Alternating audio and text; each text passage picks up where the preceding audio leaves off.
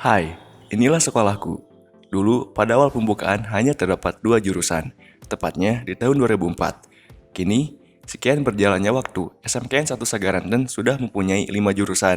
Di antaranya adalah teknik pemesinan, teknik kendaraan ringan, teknik bisnis sepeda motor, teknik komputer jaringan, dan multimedia. Perkenalkan, nama saya Cendika Putra Helmi dari kelas 12 Multimedia 1. Di sini saya dan teman-teman saya akan mengajak kalian kenal lebih dekat dengan SMK Negeri 1 Sagaranten. Dikenal dengan nama Steksa. Sekolah kami ini mempunyai 5 kompetensi keahlian dan sudah mempunyai lab praktek juga workshopnya masing-masing, disertai fasilitas yang lengkap. Nah, di sini kita akan lebih fokus untuk memperkenalkan salah satu jurusan kami, yaitu jurusan multimedia. Sebuah jurusan yang mempelajari disiplin ilmu tentang produksi konten kreatif hingga pembuatan produk multimedia itu sendiri. Mungkin di sekolah kami peminat jurusan ini terbilang sedikit, karena jurusan ini masih baru. Tetapi di era digital seperti sekarang, multimedia lebih potensial dan dibutuhkan di dunia kerja, apalagi di industri kreatif. Di jurusan ini, kami dituntut untuk kreatif, inovatif, dan produktif di setiap mata pelajaran yang ada. Karena itulah ciri khas anak multimedia. Beberapa pelajaran produktif yang dipelajari diantaranya seperti dasar desain grafis, animasi, teknik audio video, dan yang akan kami bahas yaitu tentang produk kreatif kewirausahaan. Pembelajaran produk kreatif kewirausahaan adalah mata pelajaran yang terkait secara langsung dalam penanaman pendidikan kewirausahaan. Mata pelajaran tersebut dapat memberikan pemahaman dan keterampilan berwirausaha kepada siswa. Karena itu, kita juga dilatih untuk terampil berwirausaha dan pintar mencari peluang melalui pembelajaran ini. Nah, untuk produknya sendiri terdiri dari berbagai macam seperti gantungan kunci, desain kaos, pin, stiker, dan masih banyak lagi. Untuk kali ini, kita akan menunjukkan pada kalian proses produksi hingga pemasaran salah satu produk kewirausahaan multimedia, yaitu produksi stiker. Stiker sendiri adalah suatu media informasi visual yang berupa lembaran kertas kecil atau plastik yang dapat ditempelkan. Sedangkan fungsinya adalah sebagai label kemasan, poster tempel, atau objek produk. Maka dari itu, mari kita lihat proses produksinya. Untuk proses desain hingga dicetak, bahan dan alat sudah lengkap dan tersedia di sekolah. Jadi, para siswa maupun siswi tidak perlu repot pergi ke percetakan karena fasilitas sudah lengkap.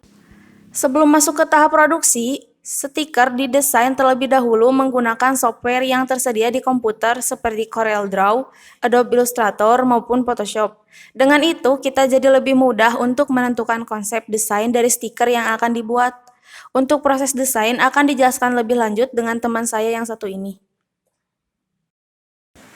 Hai, namaku Agung Febrian dan ini adalah penjelasan bagaimana desain stiker dibuat.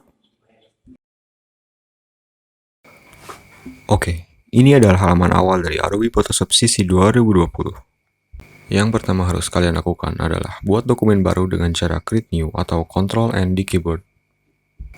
Pilih ukuran dokumen. Di sini, aku menyarankan A4 untuk ukuran dokumen. Lalu Create. Setelah membuat dokumen, kalian hanya perlu memasukkan objek stiker yang telah disiapkan sebelumnya. Atur posisi objek. Lalu scale objek dengan cara menahan tombol Alt di keyboard.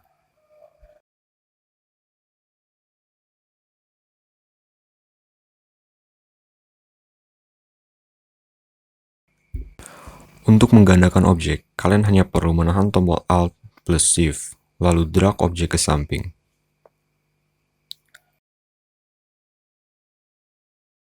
Lakukan dengan cara yang sama.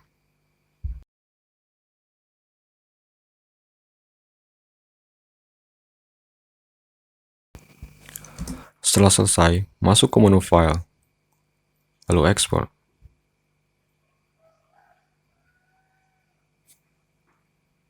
Selesai. Setelah proses ekspor, stiker kemudian di-print menggunakan kertas vinil dengan settingan printer yang benar disesuaikan dengan jenis kertasnya. Dilanjut menggunakan mesin laminasi untuk melapisi kertas stiker yang selesai di-print. Terakhir, stiker dipotong sesuai ukuran yang telah ditentukan sebelumnya.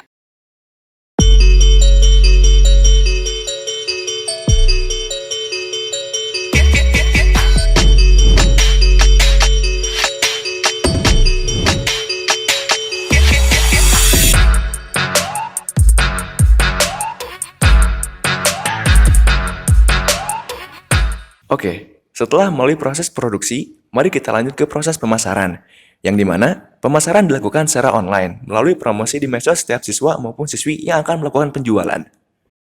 Kalian harus bisa melakukan promosi yang dapat menarik calon konsumen. Contohnya dengan mempromosikan lewat Instagram, disertai copywriting yang menarik.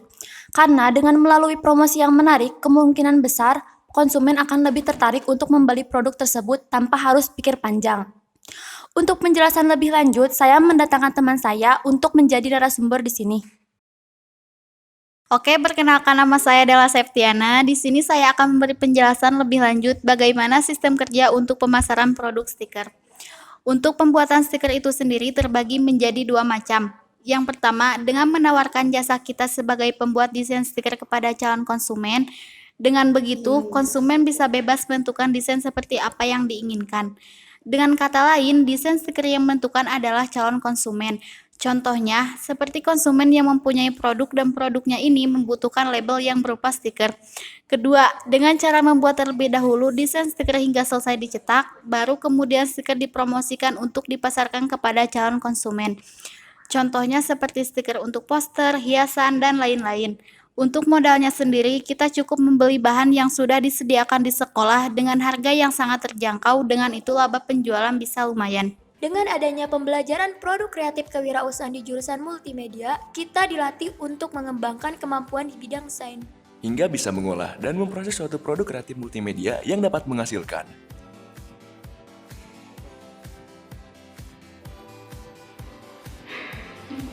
Cut.